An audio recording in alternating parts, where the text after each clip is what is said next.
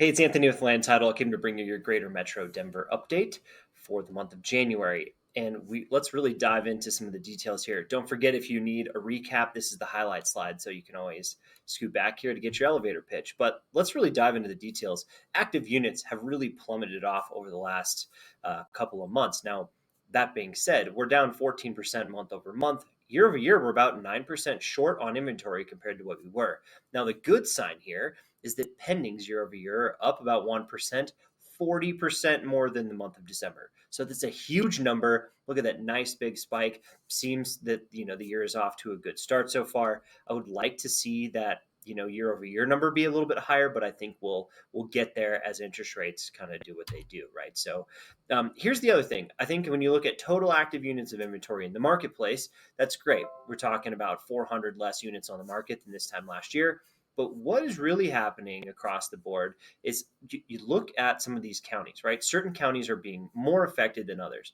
So that 14, 15%, Adams, Broomfield, Jefferson, and Douglas County are all kind of in that range, right? But what about the others? Arapahoe is only down 5% in inventory. The city of Denver itself is actually up in inventory by 4.5%. And then you got an outlier like Elbert County that's down 33%. So it really could be submarket by submarket. And I think when you're in these transitioning markets, you really need to pay attention to the submarket data. Now, the one thing that we are very certain of is the fact that this is an inventory shortage of 1.3 months of inventory. Expect for a lot of those seller concessions to evaporate. If you got price drops from before, like in Q4, you're not going to see that as much. You're going to see buyers out there having to compete a little bit more than before because there's just not enough inventory available for them, even though we're at these reduced levels of activity. The big thing too is days in MLS is going to trend down from here all the way through the middle of the year. So that 48 days in MLS might have felt a bit long, but that is really going to drop dramatically all the way towards that May, June timeframe. So when you're using this slide with your buyers or sellers, help them understand that the pace of the market is going to speed up. So it's really important. Now, if we look at active and solds by price range, this one you can really see as things have changed this year compared to last year, the sold units at the higher end of the market have really increased. Now, we're talking 20, 11%, somewhere in there, depending on the price range.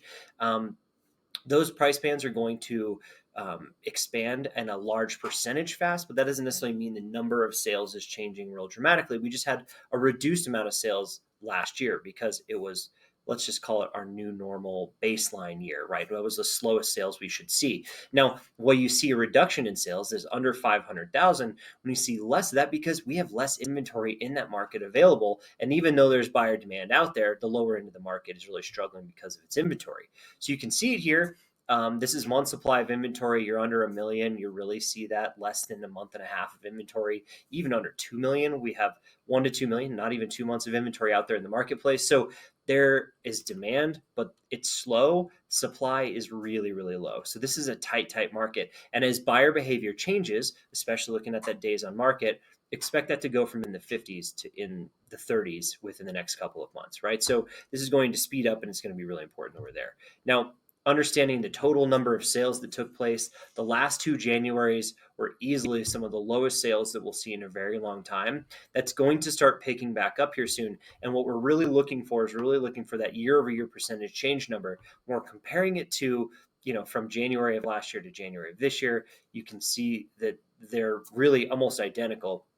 And you're going to start feeling that increase going forward. As interest rates come down, buyers will re-enter the marketplace, and we're going to see some more of that, not just necessity pool of people out there. So the other thing is what's happening with average sales price. Denver Metro, because of the low inventory and because of what happened over the last year, the average sales price year over year is up 5.3%. Now, that is really impressive compared to a lot of these markets because even though we never quite hit the peak when we were at the peak of the market in 22, in 23, you've really seen the tide rise quite a bit. And it's because inventory is so tight. So even though you don't have a lot of buyers out there, low supply equals a tight market equals lots of retention in our pricing and our value of our homes. So $37,000 more to buy the same house this year as it was last year. If you look at the attached market's up 4%. It's really been stable over the last year, which is a really good sign with that reduced amount of buyers in the marketplace. it just goes to show you why Colorado real estate has always been such a good investment. So definitely share that out with all of your people. Now, this one, I like this slide because I think this is really going to start to show some of the differences from last year to this year as we move on. You can see right now we're basically the same. Now, Broomfield has 30% more increase in solds. That's pretty awesome. Douglas, 12% increase in solds. But a lot of these markets are still really struggling with getting buyers to engage because we don't have enough inventory. People are picky. Money's expensive, right? So as that narrative starts to change, you'll see it in this slide first. And I think by the that April, May, June timeframe, you're really going to start to see those sold units start to increase. I think that's going to be a great thing.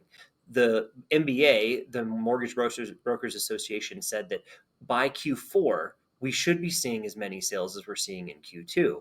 So that being said, it should be a really good plateaued end to the year if interest rates come down to nearly 6% that they're anticipating.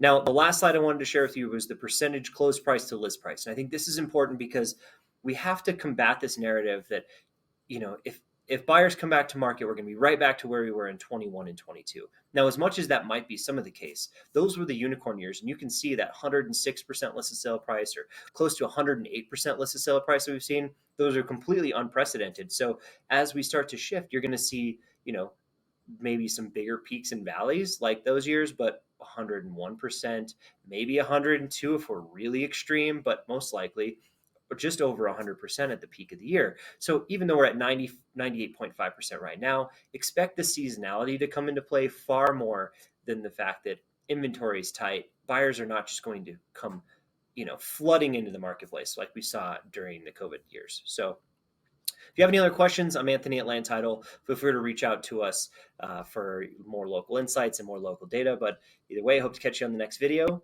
Thank you so much.